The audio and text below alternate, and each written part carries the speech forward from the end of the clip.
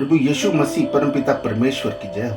प्रियो, बाइबल कहती है कि आप अपने घर में सुख शांति और समृद्धि लाने के लिए यह 4 वचनों को 43 दिनों तक सुनते हैं तो यीशु मसीह के नाम से आपके घर में संपत्ति और धन आता है और उसमें लगातार वृद्धि होती रहती है। आपको और आपके परिवार के किसी भी सदस्य को शारीरिक और मानसिक कष्ट नहीं होता है। श्वासों की श्रृंखला निरंतर बनी रहती है।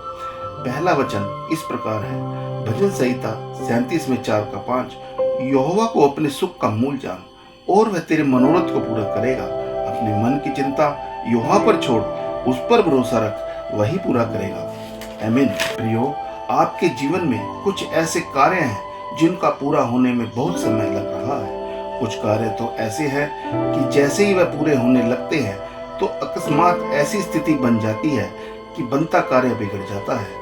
ऐसा इसलिए होता है कि आपकी व्यवस्था में शैतान घुस जाता है। वह शैतान कार्य को रोक देता है।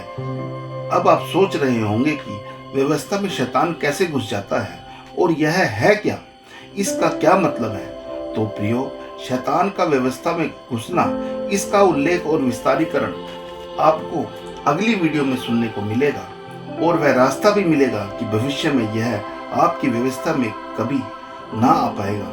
यीशु मसीह के नाम में इसको रोकने के लिए दूसरा वचन भजन संहिता 16-11, तू मुझे जीवन का रास्ता दिखाएगा, तेरे निकट आनंद की भरचूरी है, तेरे दाहिने हाथ में सुख सर्वदा बना रहता है। आमीन।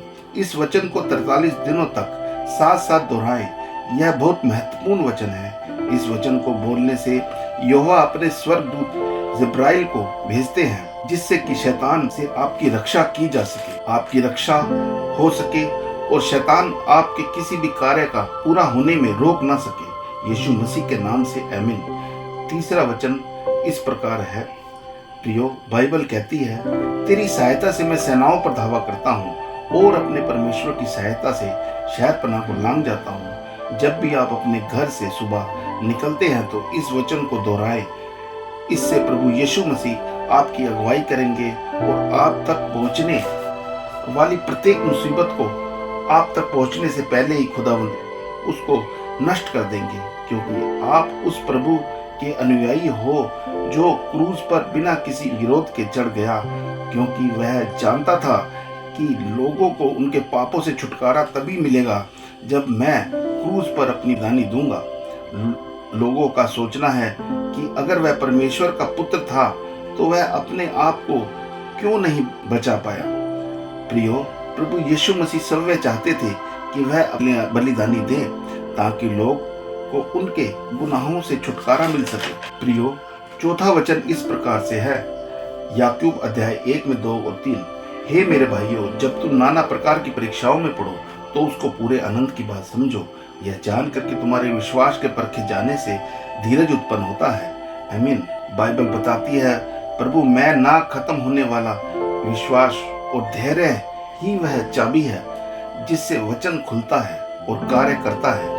जिस प्रकार आपके बच्चे आपसे सब चीजों की उम्मीद रखते हैं और आप उनको कैसे भी परिस्थिति हो अपने बच्चों की इच्छा को हर मूल्य पर पूरा करते हैं, इसी प्रकार हमारा पिता परमेश्वर प्रभु यीशु मसीह भी हमारी सभी इच्छाओं को पूरा करते हैं, क्योंकि हम उनकी संतान हैं।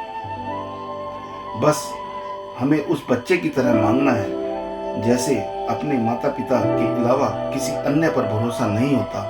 आप भी हठी बन जाओ, कहो अपने पिता परमेश्वर को, जब तू सबको देने वाला है तो मैं किसी और से क्यों कहूँ, तू ही मेरा इस कार्य को पूरा करेगा। मैं तेरा विश्वासी हूँ, अपने सामर्थ्य मुझ पर निरंतर वर्षा कर प्रभु, तू मेरा आत्मिक पिता है। लेकिन याद रहे, मांगना ऐसे है जैसे बच्चा मांगता है, क्योंकि यीशु मसीह को बच्चों से बहुत प्यार है। हालेलुया। उम्मीद ईश्वर से करिए, दुनिया से नहीं। सब दरवाजे बंद हो जाएं, भी एक दरवाजा कभी बंद नहीं होता और वह है प्रभु यीशु मसीह का दरवाजा। आमीन।